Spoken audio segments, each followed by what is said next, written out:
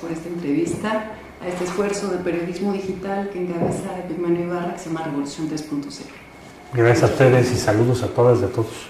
Bueno, en primer lugar estamos también en la sede de la Red Global de Ciudades Más Seguras, Hábitat, de la Organización de Naciones Unidas, de la ONU, que tú presides. Sí, eso se derivó, brevemente te explicó y sí, comentó, se derivó de una reunión que tuvimos en Nápoles, como 10,000 representantes de ciudades. En el año 2012, en resumen, se integra una red. ¿Cuál es la misión de la red?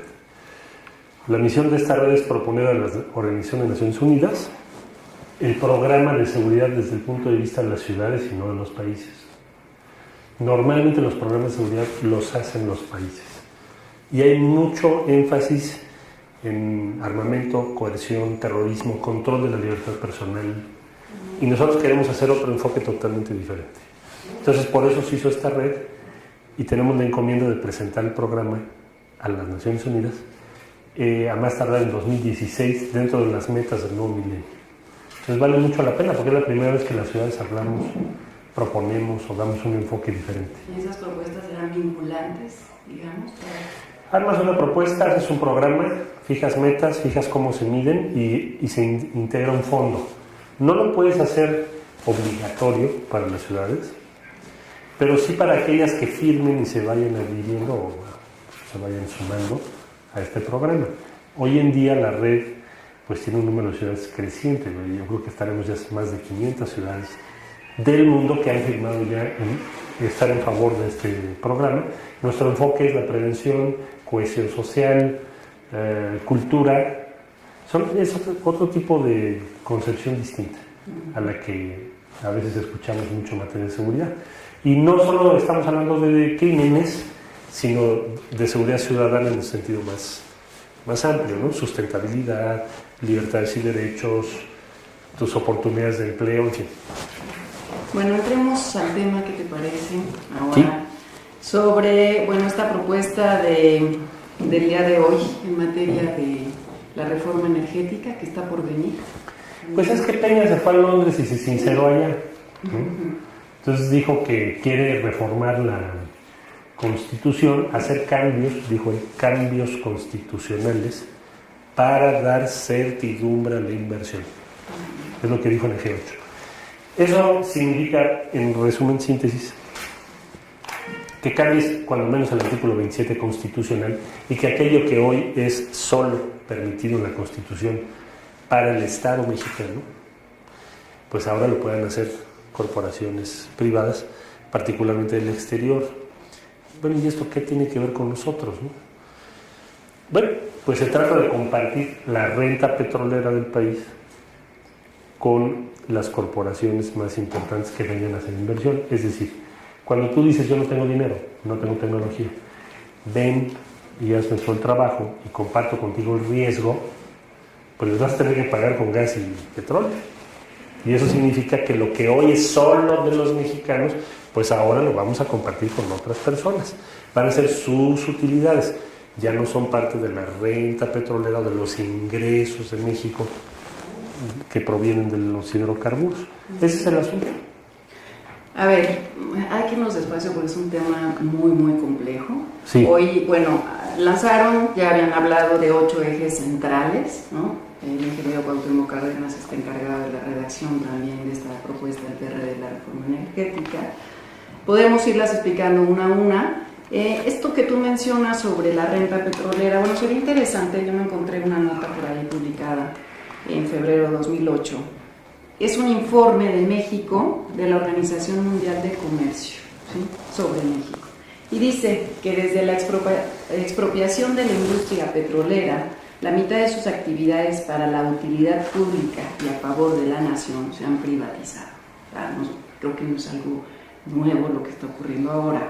Se han privatizado. En el decreto expropiatorio, tales áreas se definían como descubrimiento, captación, conducción, almacenamiento, refinación y distribución de los productos. A 70 años, ¿no? En 2008, que hoy son 75, dice entonces que a 70 años, hoy 75, el contraste más actual de la industria Lo expone la Secretaría de la Organización Mundial del Comercio en un extenso documento titulado Examen de las Políticas Comerciales Informe México, que liberó su divulgación el 13 de febrero de 2008. En sus separatas dedicadas a la energía, la OMC muestra que mediante contratos de obras, prestación de servicios, permisos y franquicias, la iniciativa privada nacional y extranjera participa ya en el almacenamiento, transporte por medio de tuberías y por otros medios, distribución, comercialización, y en la importación y exportación de gas natural, gas licuado, gasolina y por supuesto en toda la línea de petroquímica secundaria, donde no hay restricción alguna al capital extranjero. Entonces... Sí, vamos a explicar, porque son muchos temas. Primero, ¿dónde estamos? México nacionaliza el petróleo en 1938. ¿Qué había hasta 1938? Concesiones.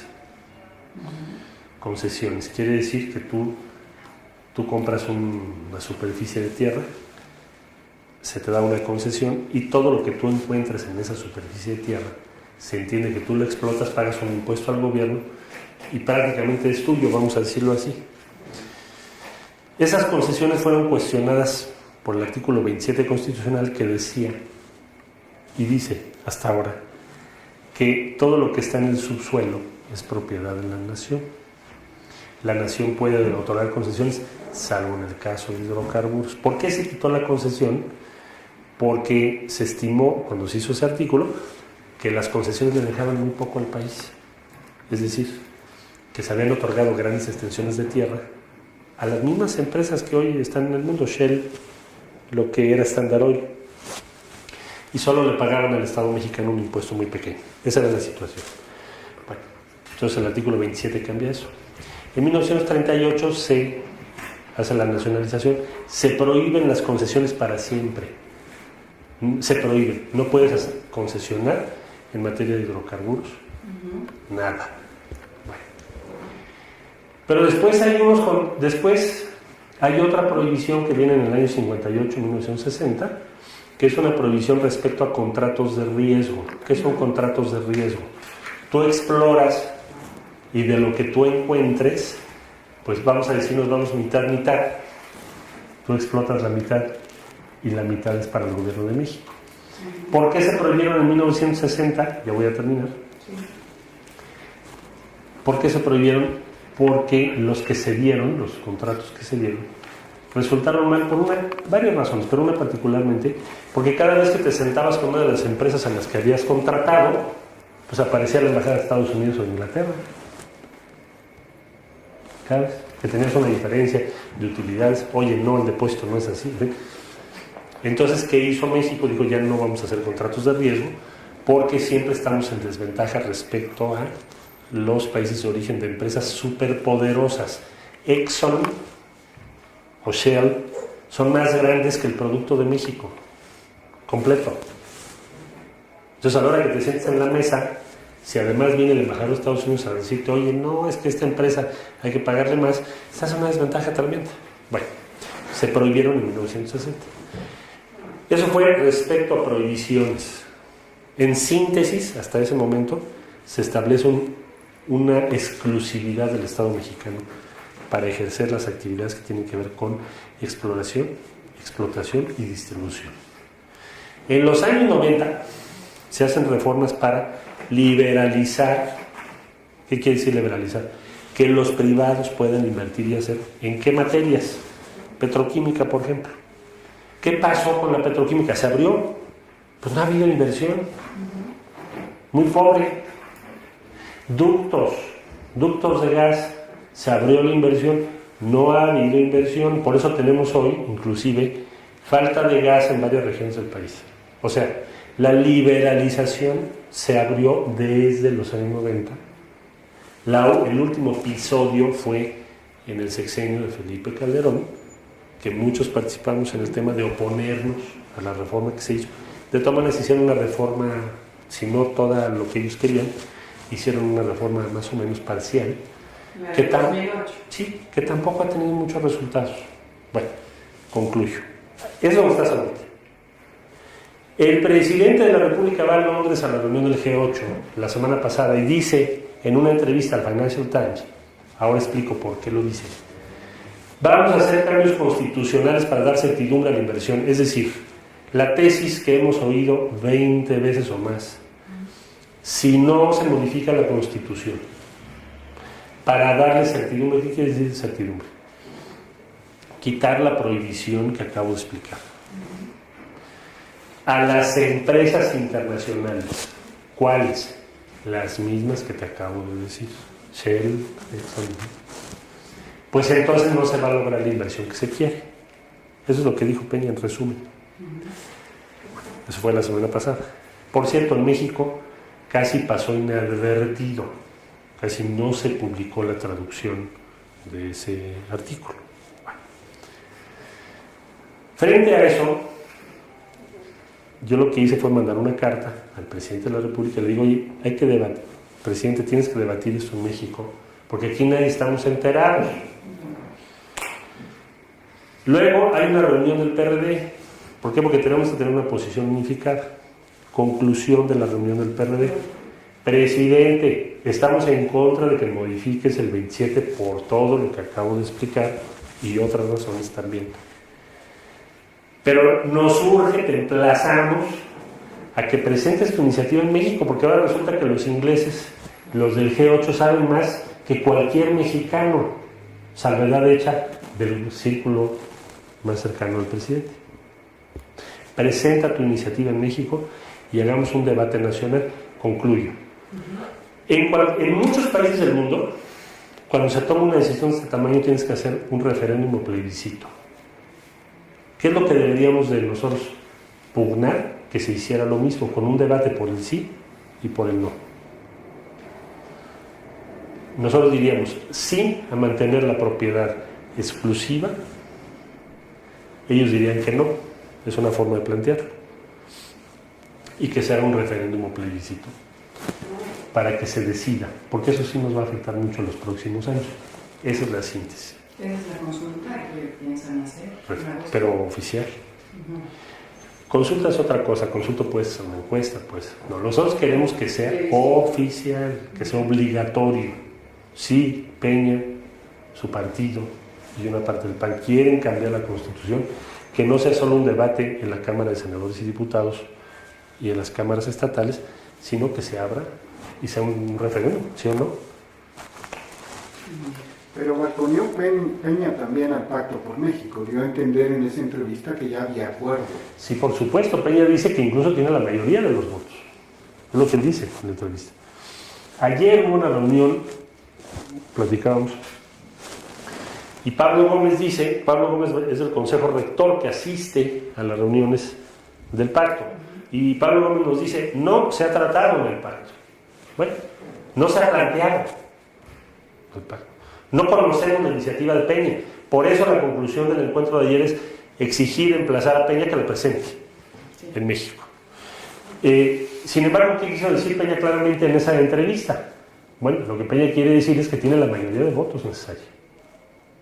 Es decir, que tiene las 2/3 partes de ambas cámaras, diputados y senadores, para sacar adelante su reforma constitucional y de las leyes que va o que está pensando para cambiar el estatus que hoy tienen nuestros hidrocarburos. Ahora, ¿por qué es importante esto? Bueno, 35% del presupuesto este año lo pagan los recursos que provienen de Pemex. O sea, olvídate de la Universidad Nacional Autónoma de México, universidades estatales, nuestro sistema educativo con los defectos que tenga, nuestro sistema de salud, el Instituto Mexicano del Seguro Social.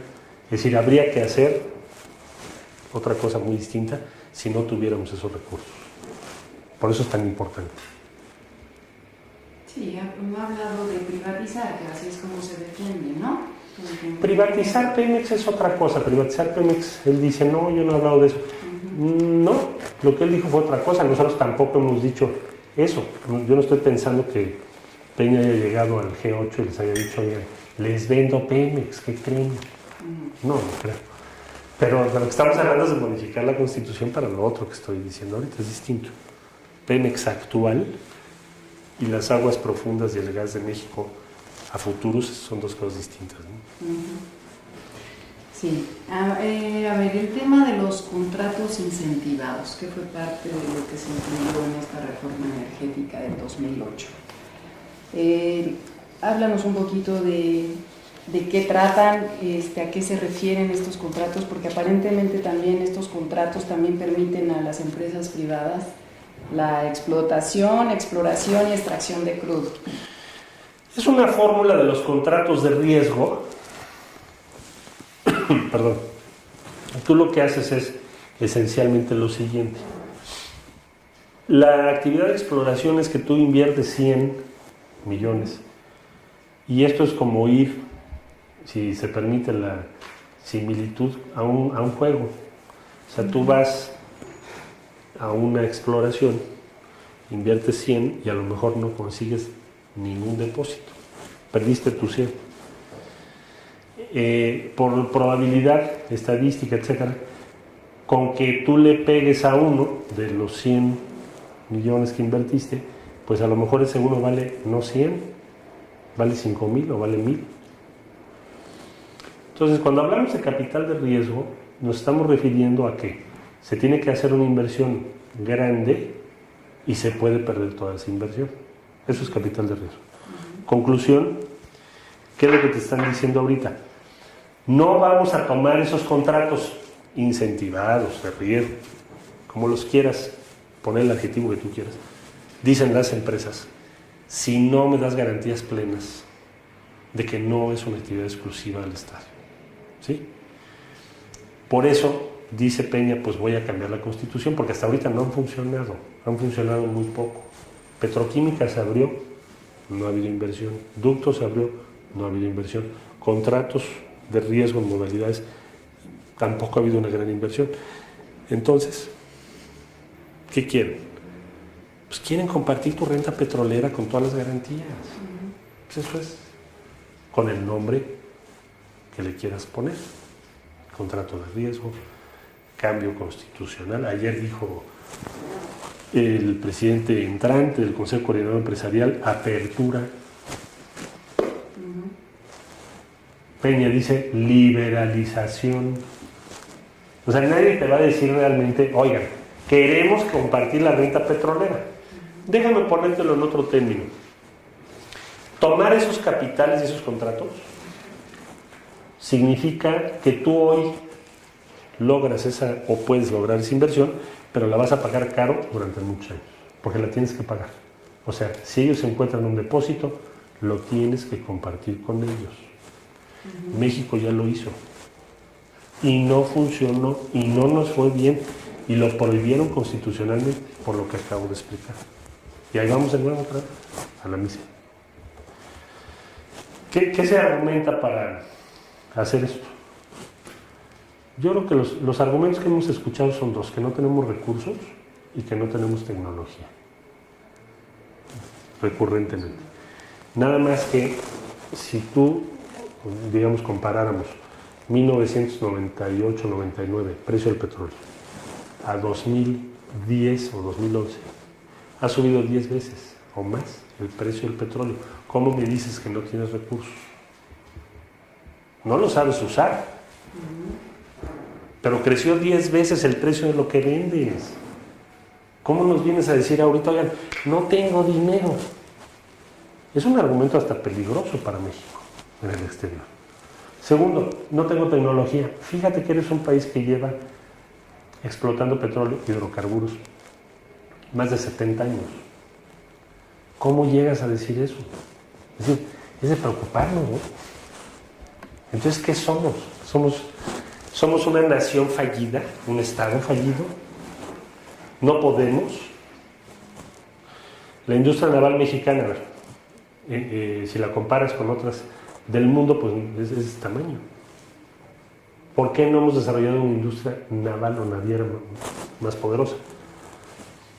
Porque el principal consumidor tiende a ser Pemex, y Pemex los compra en el exterior. Entonces, ¿sí se podría haber hecho algo distinto? Sí.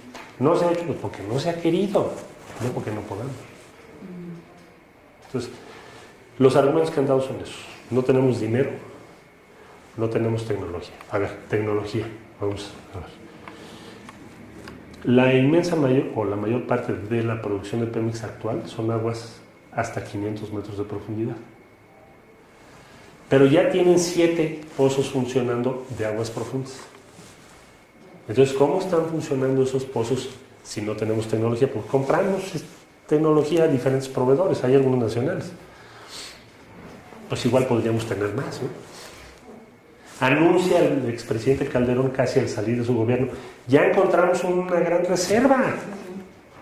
Y ahora vamos a ir a buscar quién la venga a explotar. Pues ya la tienes ubicada, pues ¿cuál riesgo? Es hasta ridículo. Digo, si tú sumas las declaraciones de los presidentes, ya no digo secretarios. El expresidente Calderón dijo, encontramos una gran reserva, ya sabemos dónde está, ya sabemos qué profundidad tiene, ya sabemos todo. Y ahora vas y dices, no tenemos tecnología ni recursos, vengan ustedes a hacernos nuestro trabajo. Y compartamos la renta petrolera, o sea, lo que resulte. Yo creo que es la manera más cara de conseguir recursos y tecnología. Todo esto habla, perdón, de un fracaso de un régimen. Pero habla también del... Te habla yo creo que de una determinación, de una... Déjame poner 2 periodos en comparación. México, un país pobre, dividido, surgiendo de una revolución, nacionaliza el petróleo. Debo decir que lo había nacionalizado un poco antes Bolivia, pero digamos que es una de las primeras nacionalizaciones de petróleo en el mundo. No teníamos nada, no teníamos técnicos, y sin embargo salieron adelante, con muchos problemas y sacrificios.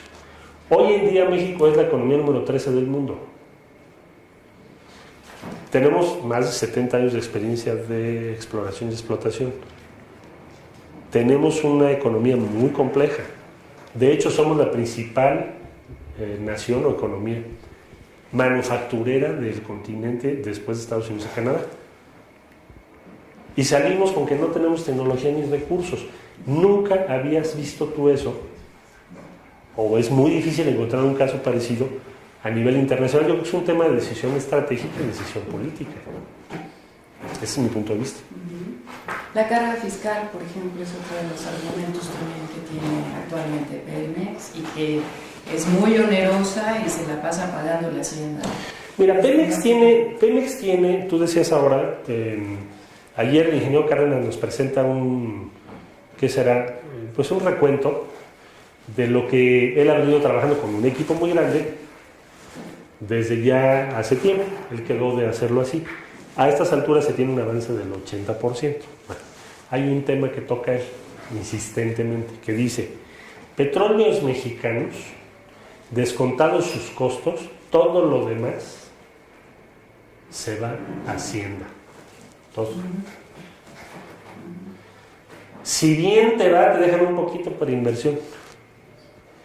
Entonces, le estamos pidiendo a Petróleos Mexicanos que dé resultados y no queremos invertir en Petróleos Mexicanos. Es increíble, ¿no? Bueno, pues es lo que han hecho. Una de las propuestas es que eso cambie, que Pemex pueda invertir para que no tengamos que estarle pidiendo al exterior que nos presten dinero o que traigan su dinero con utilidades muy grandes ellos, ¿no? Ese es el tema. Sí, a ver, 2 expertos aquí decían que de 159 litros que tiene un barril aproximadamente, 107 litros son para Hacienda. Por decir una proporción, cuando menos, puede ser que hasta más. Entonces ha crecido 10 veces el precio, un poquito más. ¿Y tu inversión cuántas veces ha crecido? 3. De hecho, vas por debajo. Ni siquiera mantuviste tu inversión. ¿Inversión en qué? Vamos a desarrollar tu industria naval, porque vas a necesitar, por razón lógica, una tecnología mucho mayor y una capacidad mucho mayor naval para entrar a aguas profundas. ¿Quién ha hecho eso con éxito? Brasil. Eso lo hizo porque se privatizó. No, lo hizo porque es un plan. Es decir, ellos no tenían petróleo en aguas someras, o muy poco, Y dijeron, vamos a aguas profundas, ¿qué necesito? Pues necesito industria naval.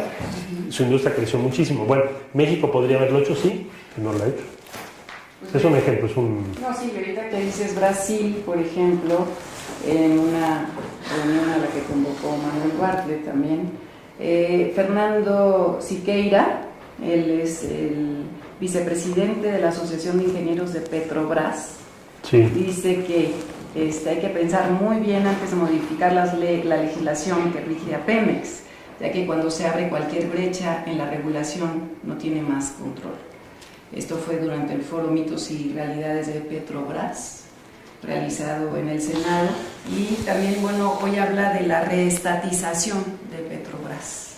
Hace falta porque ha sido un fracaso para Petrobras. Petrobras es un caso distinto al de Pemex por varias razones.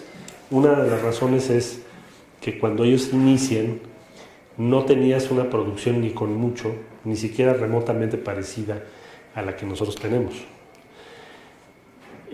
Tampoco tenían reservas probadas y ubicadas como las que hasta ahora tenemos en México. Entonces, ellos sí tenían un riesgo mucho mayor que el nuestro, vamos a decirlo así. Entonces dijeron, bueno, pues vamos a conseguir recursos privados. En el caso nuestro no se entiende que busquemos a estas alturas buscar recursos que ya expliqué de origen internacional que van a ser muy caros. Ahora, la otra cosa que está haciendo Brasil es comprar cada vez más acciones. El Estado tiene 48% de Petrobras, accionario. Y pues tarde que temprano su objetivo va a ser por aumentar la proporción o el peso del Estado, una vez que ya tienen reservas probadas, fíjate. Antes, cuando no las tenían no importa, pero ahora sí ya importa, porque estás hablando de un inmenso tesoro nacional. Entonces ellos quieren reducir la parte que se van a llevar accionistas del exterior. ¿Cuál es la estructura accionaria de Petrobras? 48, 33 es inversión extranjera y el resto es inversión brasileira. Entonces, más o menos esa es la proporción.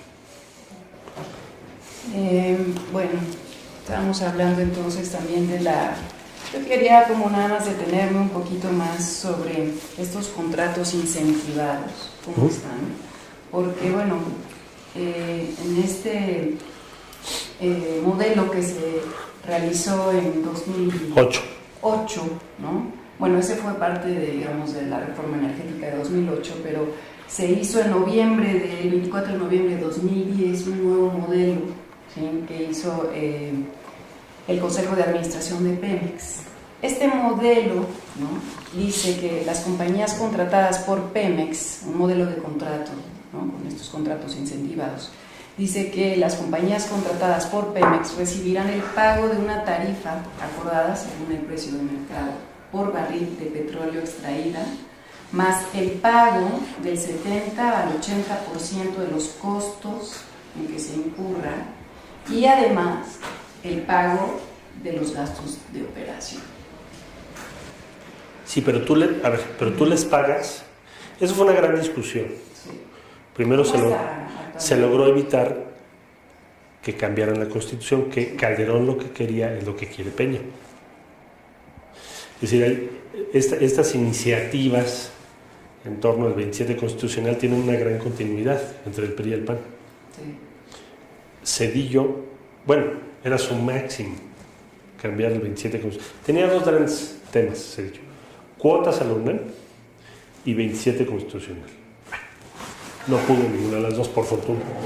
Pero desde entonces venimos oyendo ese tema del artículo 27. Después, acuérdate, Fox también. Nunca lo explicó bien, porque pues ya sabes, así es, se le dificulta, ¿no? Bueno, pero esa era su idea. Luego viene Calderón y otra vuelta, y ahora viene Peña y va de nuez. Estos contratos tienen diversas modalidades, pero tú los pagas. Es una forma de compartir el riesgo. Están llegando al extremo, casi al extremo que la ley permite, ¿sí? Pero no les han funcionado, porque no es lo que quieren esas compañías. Si eso funcionase, ya tendrías hoy, pues ¿para qué planteas entonces una reforma, verdad, constitucional? No les han funcionado. porque lo que quieren ellos es otra cosa, lo que explicaba yo hace un momento, compartir directamente tu renta petrolera. No es que tú me pagues un servicio o una inversión, sino que yo pueda compartir lo que yo encuentre. Y nada más te hago una pregunta, vamos a imaginar. Tú invitas a Exxon y le dices, órale, vamos a investigar, explorar. Una vez que tengas su depósito ubicado, ¿cómo vas a poder medir lo que vale? Dirás, bueno, pues con lo que extraigan, ¿no? Ah, entonces cobramos en función a ¿qué? ¿A la producción? ¿No? Porque ellos te van a decir, no. Yo para poder invertir necesito garantías de que voy a ganar muchísimo dinero, si no, no invierto en riesgo. Y yo creo que eso va a ser, o sería, en su caso, una fuente de conflicto permanente. Por eso quieren tener una certidumbre jurídica plena. Quizás esto que estoy tratando de explicar no sea tan sencillo de exponer, pero es por esa razón que este tipo de contratos que tú me estás mencionando, pero también otros, no han funcionado. Los esfuerzos por invitar a la iniciativa privada directamente llevan mucho tiempo ya. De hecho, vamos a 20 años, con poco éxito. Lo que exigen es cambiar el tema de que la renta petrolera sea exclusiva, pues para lo que hablamos hace rato, que es que Pemex lo entregue a 100. Ellos quieren tener certidumbre jurídica, garantías, para participar en esa renta petrolera. Ese es, creo yo, el gran tema para quienes nos están siguiendo, para simplificar. Sí, y este tema de la renta petrolera también está prohibido por la Constitución, ¿no? ¿Compartirlo? Sí, claro. Sí, de eso se trata. El artículo 27 lo que es decir, eso no se comparte. La renta petrolera es de México. Voy a tratar de explicarlo, a lo mejor es demasiado simple, pero es... Compáralo con la minería mexicana. Si alguna actividad va de la mano, la minería, de la mano o es similar a la extracción o explotación de hidrocarburos. Entonces, la minería es una actividad que está en manos de empresas particulares. Tienes muchas empresas canadienses y tienes algunas empresas mexicanas. ¿Cuál es el común denominador que encuentras? Si dijéramos la renta minera de México, que significa el valor total de todos los minerales extraídos, si tú supones que valen 100, todos los minerales que valen, quítale el costo de sacarlo, vamos a suponer que te queden 80. ¿Cuántos de esos 80 son para el erario público y cuánto es para las utilidades de los inversionistas o empresas? De esos 80. Entonces te vas a dar cuenta que ellos pagan un impuesto pequeño y el resto es una ganancia privada. ¿Cuál es la diferencia con hidrocarburos? Pues que es exactamente lo opuesto. Es decir, en hidrocarburos, Pemex saca 100, pon tú, le cuesta 30, todo le cuesta 20, lo mismo. Pues, y los 80 son para Hacienda, no para los particulares. Entonces, pues sí importa mucho si lo vamos a compartir o no. ¿Existe un modelo privado en México? Sí, en la minería. Vete a ver tú, en donde están las actividades mineras de México, cuánto invierten en las comunidades, cuáles son las condiciones de vida de los mineros, cuánto se ha beneficiado México del incremento de precios de minerales. Y te vas a dar cuenta que muy poco. Yo le decía en un artículo a Peña, decir, pues léete la iniciativa de tu partido sobre la ley minera. La acaba de hacer tu partido, la mandó al Senado. ¿Qué dice la ley, la iniciativa de ley? Subámosle la contribución fiscal obligatoria que debe tener la minería, porque es muy baja. Y ahora quieres tú que cambiemos el 27 para que los hidrocarburos sea igual. O sea, parte de la renta petrolera de México, lo que vas a hacer es privatizarla. Eso sí, si Exxon viene a México a invertir 1,000 millones, pues se va a llevar 2,000 o 3,000 o 5,000. Pensar otra cosa es infantil, es absurdo. Ahora sí que es que nos den la cara nuestros dirigentes nacionales al decir, pues que no, que eso es muy bueno. No, como la banca, que llevan también todo y no le queda nada. La banca, qué bueno que lo mencionas, pienso igual que tú. Cuando fue extranjerización de la banca mexicana. ¿Quién era su gran defensor y promotor? Pues el señor Gurría, ahora es el secretario de la OSD. ¿Qué te decía? No podemos, no supimos, quebramos, en fin. Vamos a traer bancos del exterior y México va a ser un centro mundial de capital. ¿Sabes cuál es la realidad? Estamos exportando capital de México. Pagamos comisiones más altas que el resto del mundo. Pues que nos digan por qué les vamos a creer, si no, sí que ya la vimos, ¿no? O sea, en hidrocarburos nos va a pasar lo mismo. Marcelo, hace 20 años hablas tú de este discurso de régimen, ya no es del PRI, sino que es del PRI y del PAN. Pues sí, ya pasó de uno a otro.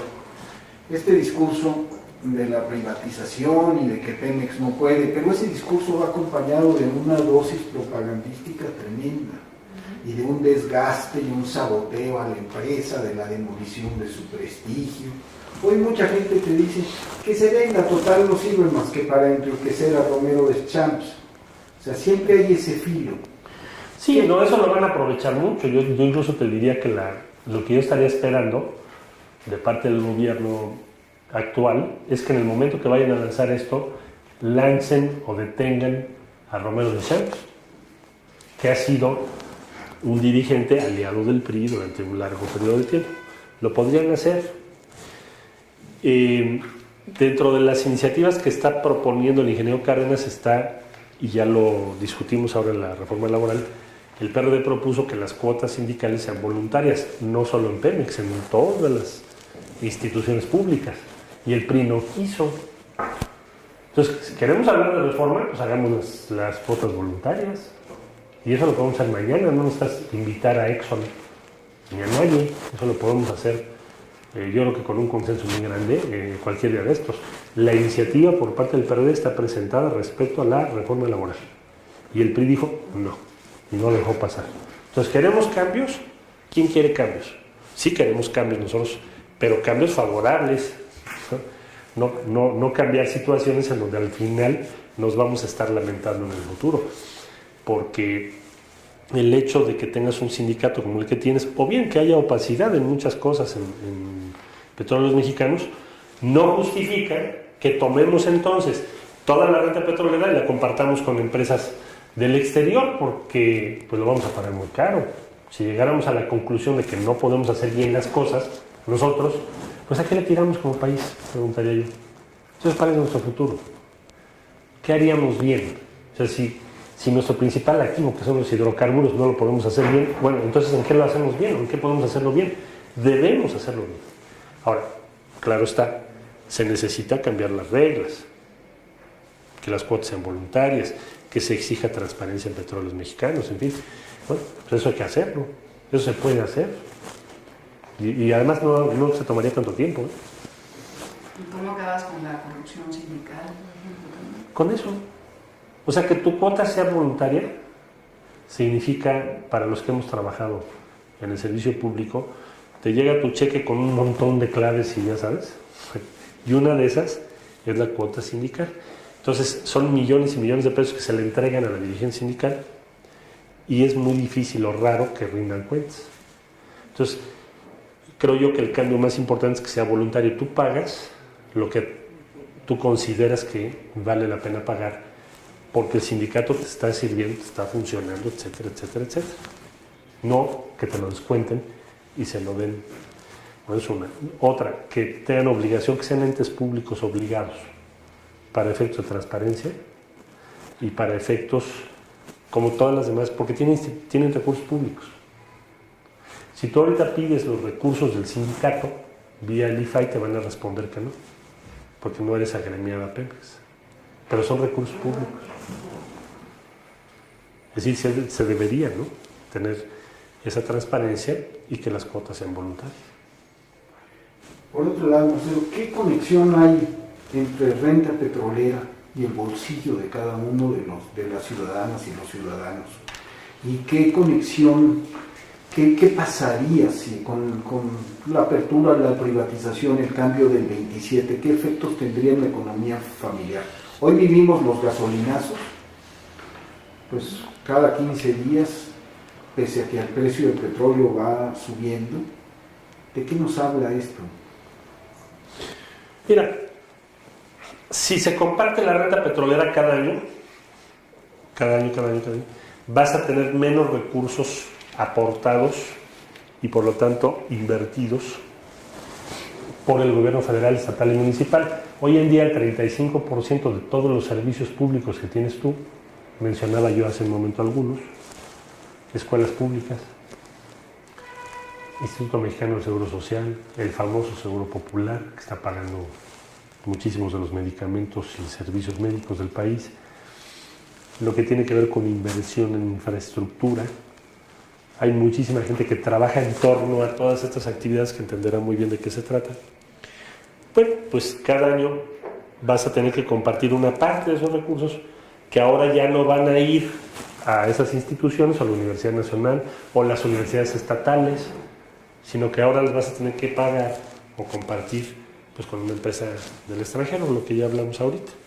Entonces, tiene un costo gradualmente creciente para ti como ciudadano. El costo mayor sería para nuestros hijos, creo yo, la generación enseguida de nosotros, que dejaría de recibir recursos para mandarlos al exterior.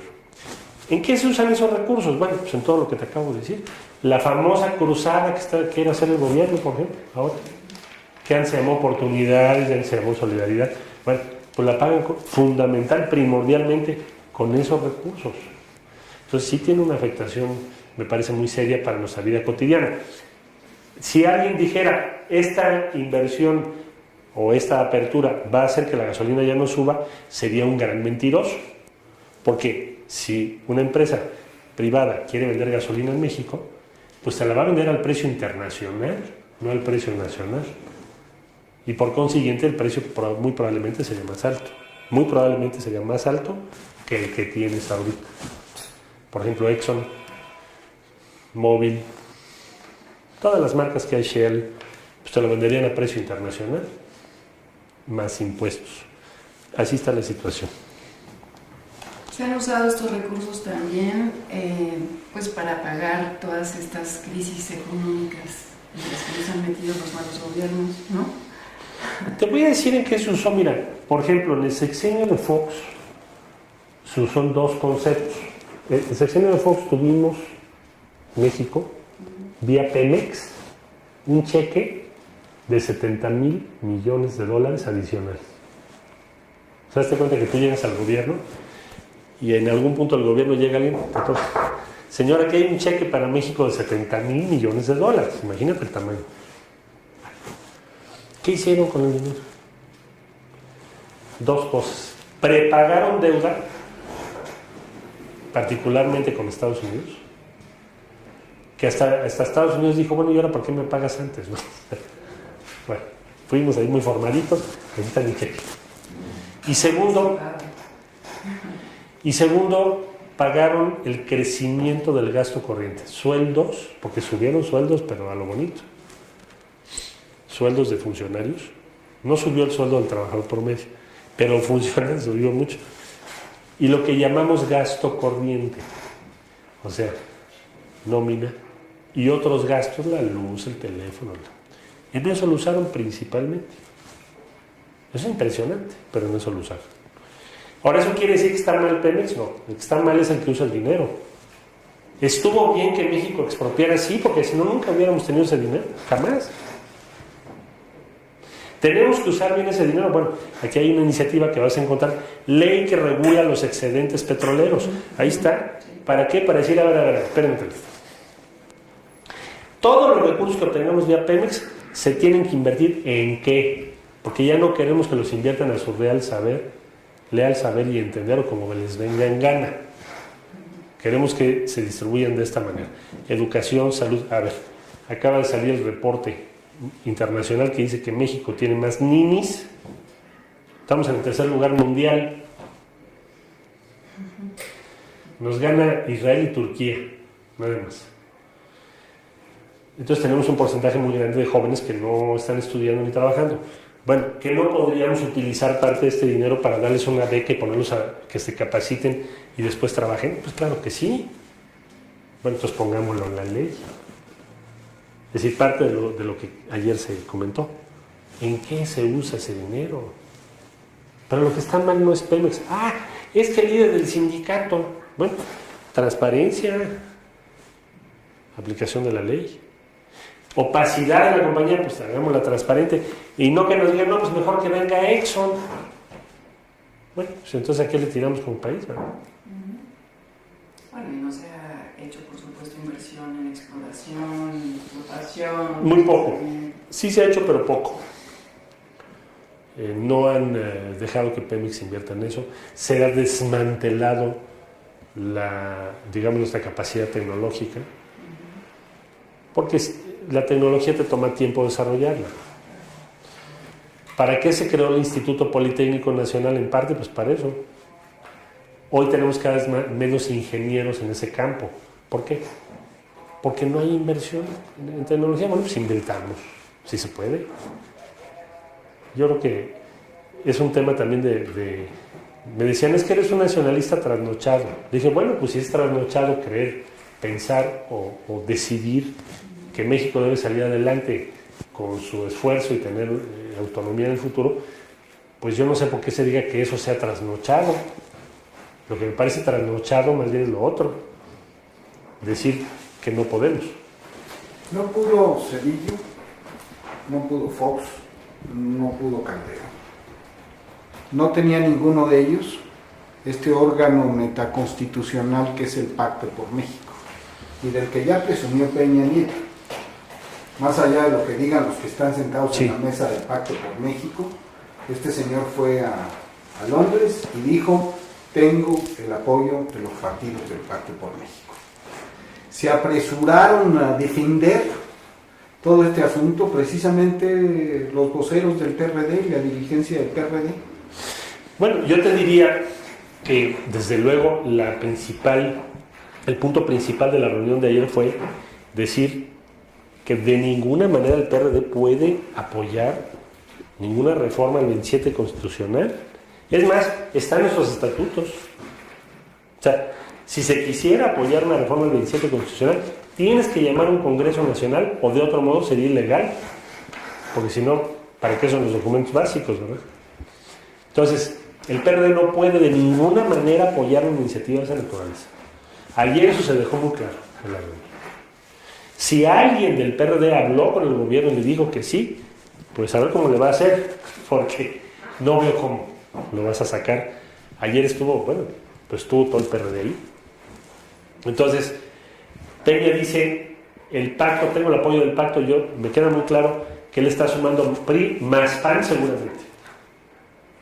Pero que sería impensable que alguien del PRD votase una reforma del 27 constitucional. Bueno, simple y llanamente habría que expulsarlo del partido, porque eso es uno de los renglones más importantes en los documentos básicos del partido, documentos que tú protestas cuando eres diputado y senador, cumplir y hacer cumplir. Es un compromiso legal inclusive. De la dirigencia ni te digo, todavía más. Entonces, pues yo revisé los documentos básicos del partido y es muy claro, nosotros no podemos aprobar eso. Nunca. Dices tú, sería impensable, pero hemos visto lo impensable ocurrir. Sí. Hemos visto la demanda contra Peña Nieto y hemos visto que ahora se sientan en la misma mesa, firman el Pacto por México y tienen la ilusión óptica, digo yo, de que están cogobernando. No. Es una coalición sin ser coalición. Yo incluso me preguntaban hace algunos meses sobre eso. Entonces decía, dice el Financial Times, it's a coalition between the main parties of Mexico. Entonces, a mi modo de ver, no deberíamos estar siguiendo esa línea, pero bueno, ese es mi punto de vista. Lo que yo te diría es, no vamos a permitir que el PRD en ninguna instancia y en ningún escenario vote en favor de una reforma de esa naturaleza. Pues para eso estamos varios militantes ahí y vamos a levantar la voz. ¿Cómo vamos a permitir eso? No se va a permitir. Yo quisiera hablar un poco de la gestión, insisto en la cuestión de la propaganda. hemos visto cómo nos hacen comulgar con ruedas de molino. Y lo impensable ocurre no nada más en la izquierda, sino en general en el país. Para que Peña haya ido a decir lo que fue a decir, debe tener sobre la mano estudios de opinión, tienen una estrategia mediática. Sí, no, claro. Cuentan con el desgaste natural, con la televisión, para convencer a quien sea necesario. Empezó Felipe Calderón con el Tesoro y ahora nos venden el cuento de la modernización y del México exitoso. ¿Cómo enfrentar esto? Pues necesitamos informar, necesitamos primero alertar. Creo que hay una ventaja, si se me permite, en esta declaración de Peña Nieto. Yo te decía al principio, explico ahora por qué la hizo. Alguien puede decir, bueno, ¿qué ¿fue un lapsus honestus? No. Bueno, cuando menos se ve que es una entrevista armada y deliberadamente organizada para este tema. ¿Por qué? Hay un artículo también en Wall Street Journal. Pues porque se habló de eso en el G8. Es una vacuna, porque si no, a lo mejor alguien del G8 diría, vino el presidente de México y ¿qué creen? Nos ofreció este tema. Habría sido un escándalo muy grande. Entonces Peña lo dice en el Financial Times y en el Wall Street Journal sale una explicación. Ahí no es la entrevista de él, pero sí de sus funcionarios, diciendo qué es lo que pretenden hacer. Esencialmente lo que ya explicamos: liberalizar, invitar a las empresas de Estados Unidos e Inglaterra. Eso fue la razón. ¿Qué debemos hacer ahorita? Abrir el debate. Exigir que en México Peña presente su propuesta, informe, consulte, o cuando menos lo ratifique lo que dijo en Londres. De nuestra parte, abrir el debate. Ayer, ¿qué fue el planteamiento? Pues se lo dijo el ingeniero Cárdenas. Los que tenemos preguntas que hacer somos nosotros respecto a lo que Peña está diciendo, porque no estamos de acuerdo por todo lo que ya dijimos. Entonces, organizar el debate. Ayer estuvieron los senadores y diputados, nada de que una mesa de 5 gentes. Esto va a tener que ser un debate público. Vamos a exigir muchas personas que se haga como en los países del mundo donde hay decisiones de esta envergadura. Tienes que hacer referéndum o plebiscito porque tiene que ver con los activos nacionales. No es que consultes en la encuesta, sino que sea vinculatorio.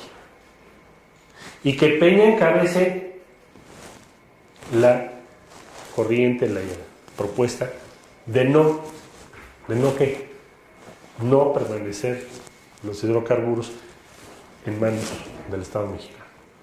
Y nosotros estaríamos del lado de sí mantener el dominio de la nación sobre estos bienes. Hay que obligarlos a ese debate, hay que darlo. Lo peor que podemos hacer es no decir quedarnos callados, ¿no? Hay que difundir cuál es el problema y combatir muchos de esos temas que bien señalas, que los van a manejar. Yo no me sorprendería que de la noche a la mañana te detengan a Romero de Champs y el mismo día presenten o al día siguiente el 27 constitucional y que la gente diga, pues está bien. ¿Por qué? Porque no tienes información, te puede sorprender, en fin. Entonces desde ahora hay que dar ese debate. No nos queda, no veo otro camino. Siendo Romero de Champs, creación de ellos mismos. Bueno, ha sido el gran aliado del PRI. Te la pongo muy sencilla. ¿Por qué el PRI se opuso a que las aportaciones sean voluntarias? Porque le pega a todos sus sindicatos. Todos. No uno. Entonces se oponen rotundamente. Entonces, no se resuelve este tema con el que a una persona le hagas un proceso jurídico, sino se resuelve con un cambio primordial, fundamental, en cómo funcionan los grandes sindicatos que tienen trabajadores al servicio del Estado. Y eso hay que cambiarlo en la ley. Nosotros vamos a luchar por eso. Por último, Fox pudo y no supo. No tenía ni con qué hacer. Calderón se ocupó en la guerra. Este hombre viene con la sensación de que lo pueden todo. ¿Qué está en juego en esta batalla por el dominio de la nación sobre los hidrocarburos? Pues lo que está en juego es el futuro del país. Ahora, lo hemos oído muchas veces, pero lo que está en juego es si pueden hacer esto. Me preguntaría yo, pues, ¿qué no pueden hacer? Si les permitimos que, a mi modo de ver, malbaraten nuestros activos nacionales, pues entonces, ¿cuál es el límite? Yo creo que debemos, insisto, trabajar todas y todos para evitar que esto ocurra. Y lo primero que hay que hacer es informarnos y obligarlos a debatir, a que presenten su propuesta, que argumenten. Nosotros ayer presentamos 13 iniciativas, 13 en temas muy complejos, sin ser el gobierno. Pues que el gobierno presente la suya, ya. Eso es lo que tenemos que exigir. Y vámonos a un referéndum plebiscito. Es lo que me parece a mí que es lo que procedería, o lo que debiéramos buscar como objetivo primordial. Nada de que se resuelva en una mesita que se denomina pacto o acuerdo, como se denomine, sino que sea un tema de todas y de todos. Es lo que me parece a mí que sería sustantivo. Marcelo, ¿y tú vas a ser el candidato para el presidente del PRD próximamente o no? ¿Te vas a postular? Bueno, el PRD va a hacer su cambio de acuerdo a estatutos por ahí del mes de marzo del año entrante. Entonces, vaya, yo he dicho ya hace varios meses que a mí me interesa estar presente en esa situación. Hoy por hoy no es el tema hoy, te digo esto porque el presidente del partido se molestó conmigo, se irritó por lo que dijo Peña. El tema ahorita, pues estamos en unidad, está el ingeniero Cárdenas, procuremos que todos vayamos juntos, ¿no? Hagamos puentes con Morena, con Andrés Manuel, busquemos a todos los que podamos coincidir en esta tarea. Lo de la dirigencia va a venir después, pero la respuesta a tu pregunta es sí, me interesa estar presente en eso. ¿Tú te Claro. sientes cómodo en el PRD ahora? Pues no, eso ya es otra cosa. Yo lo que te diría es, el PRD es un partido maravilloso. En el Distrito Federal, a mí me ha tocado ver, desde hace muchos años, cómo se organizan, cómo han trabajado, etc. Me estoy refiriendo al militante simpatizante más modesto o modesta, pues impresionante, ¿no? Su compromiso, etc. Y yo creo que ahora el reto es que la dirigencia, lo que hacemos, los que dirigimos, estamos ahí, pues coincida o refleje lo que esperan esos militantes.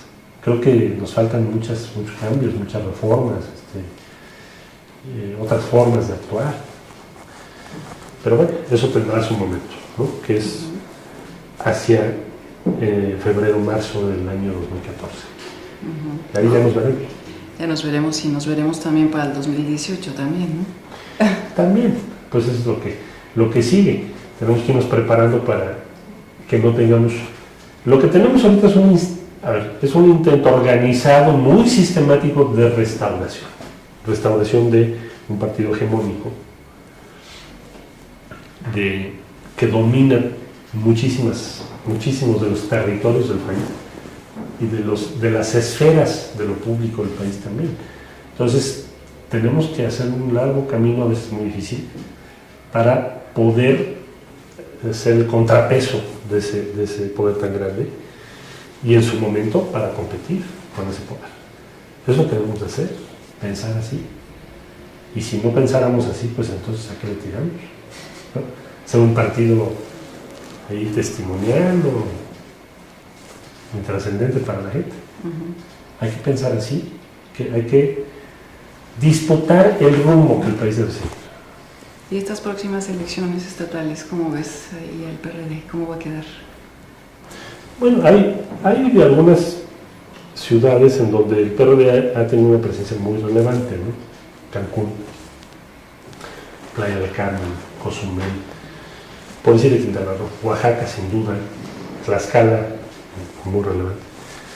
Hay otros estados donde no ha sido así, más hacia el norte del país.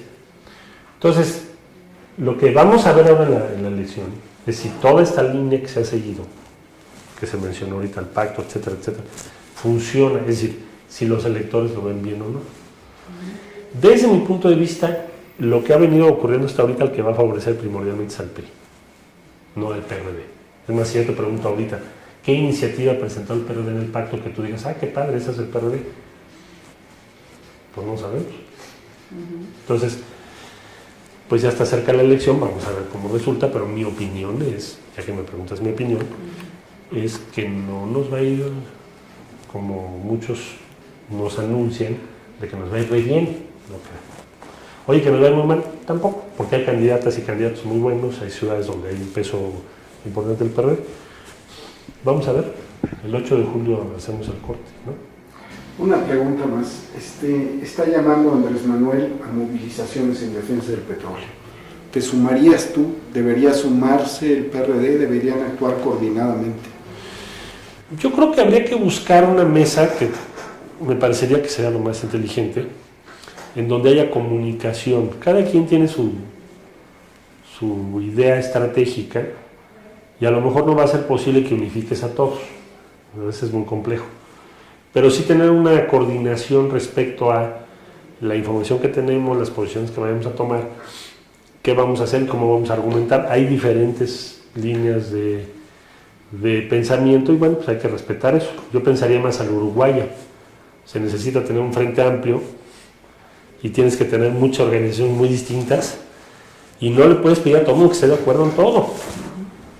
Pero les ha funcionado, también es así que son gobiernos. Entonces pienso que ahora deberíamos hacer lo mismo aquí. Andrés Manuel tendrá su propia línea de trabajo, pero finalmente todos estamos en la misma lucha, ¿no? De unidad a pesar de las diferencias que existen. Coordinación, respeto entre nosotros. ¿Cuál es nuestro punto en común? Pues desafiar a ese PRI que pretende restaurar una hegemonía impresionante, que después va a ser muy difícil el contenerla, ¿no? Eso es lo que tenemos que hacer. Muchas gracias. No, gracias a ustedes. Gracias. Hasta luego.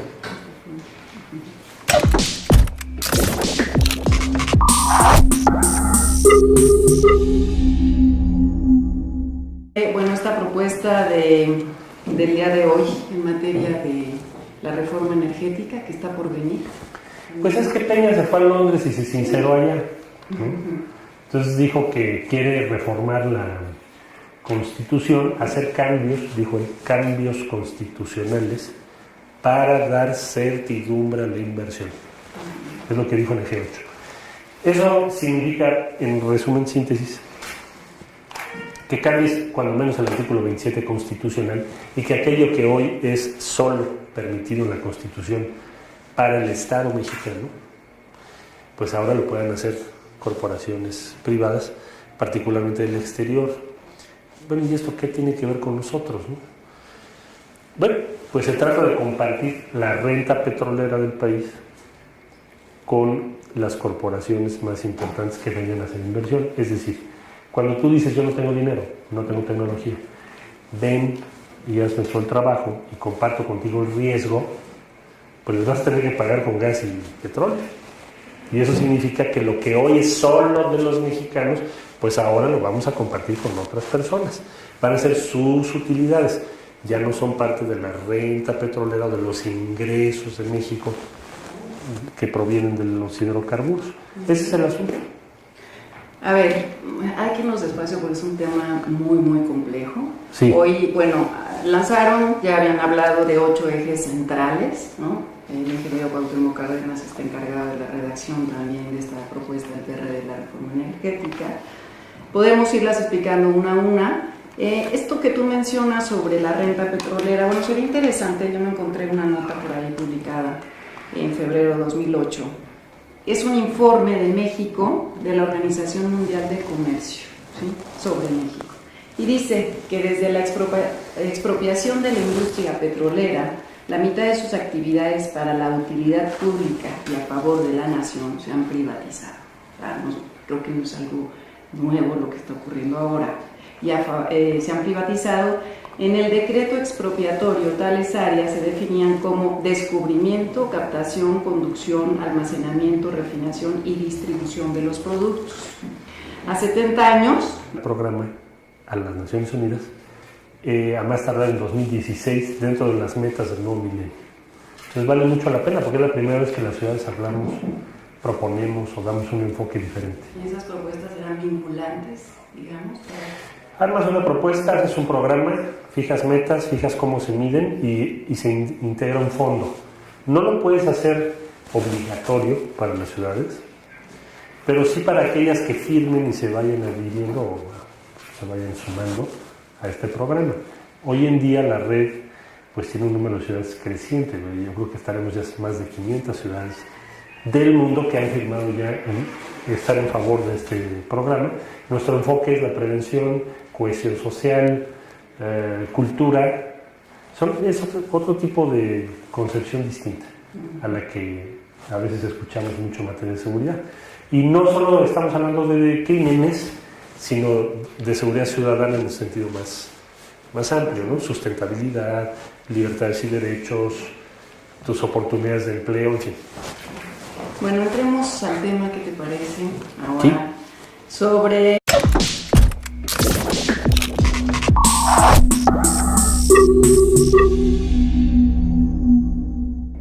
Marcelo, primero que nada, muchas gracias por esta entrevista a este esfuerzo de periodismo digital que encabeza Epigmenio Ibarra, que se llama Revolución 3.0. Gracias a ustedes y saludos a todas y a todos. Bueno, en primer lugar estamos también en la sede de la Red Global de Ciudades Más Seguras, Hábitat, de la Organización de Naciones Unidas, de la ONU, que tú presides. Sí, eso se derivó, brevemente te explicó y sí. Comentó, se derivó de una reunión que tuvimos en Nápoles, como 10,000 representantes de ciudades. En el año 2012, en resumen, se integra una red. ¿Cuál es la misión de la red? La misión de esta red es proponer a la Organización de Naciones Unidas el programa de seguridad desde el punto de vista de las ciudades y no de los países. Normalmente los programas de seguridad los hacen los países y hay mucho énfasis en armamento, coerción, terrorismo, control de la libertad personal, y nosotros queremos hacer otro enfoque totalmente diferente. Entonces por eso se hizo esta red y tenemos la encomienda de presentar, ¿no? Hace, digamos, en 2008, que hoy son 75, dice entonces que a 70 años, hoy 75, el contraste más actual de la industria lo expone la Secretaría de la Organización Mundial del Comercio en un extenso documento titulado Examen de las Políticas Comerciales Informe México, que liberó su divulgación el 13 de febrero de 2008. En sus separatas dedicadas a la energía, la OMC muestra que mediante contratos de obras, prestación de servicios, permisos y franquicias, la iniciativa privada nacional y extranjera participa ya en el almacenamiento, transporte por medio de tuberías y por otros medios, distribución, comercialización, y en la importación y exportación de gas natural, gas licuado, gasolina y por supuesto en toda la línea de petroquímica secundaria, donde no hay restricción alguna al capital extranjero. Entonces... Sí, vamos a explicar, porque son muchos temas. Primero, ¿dónde estamos? México nacionaliza el petróleo en 1938. ¿Qué había hasta 1938?